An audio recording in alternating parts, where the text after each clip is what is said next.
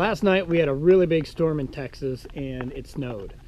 One of the things that we've had an issue with before is the water hose, not in the RV but outside. So going from the resort to the RV freezes. And what's happened before to us in Utah is it froze and it expanded when it froze and it ruined the hose.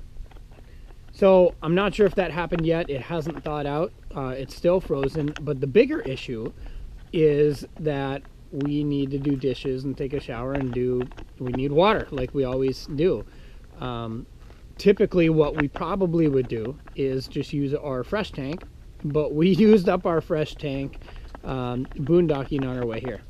What I've learned to do is at night before you go to bed, you keep the sink running.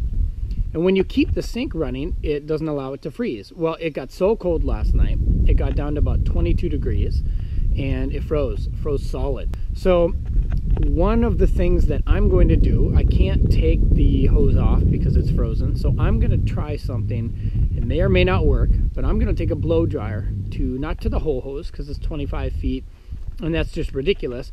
But at the connections, I'm going to go ahead and warm them up and see if I can undo the hose from the RV and from the faucet, bring it inside where it's going to warm up, and then I'll be able to hook it back up and we'll have water.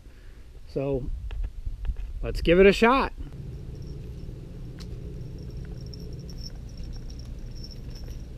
My wife let me know with no uncertainty that this is a very expensive hair dryer, so I better be careful with it. It looks like it's working, so we'll keep at it. I think it worked. It worked. So I got this off. Awesome, awesome, awesome. It works. Now, let's see if the other one comes off. The hose is still frozen. Everything inside of there is frozen, but I just got the edges.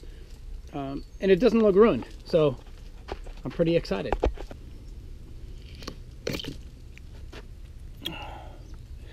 I don't think that's a good sign. Yeah, that definitely is supposed to be in there.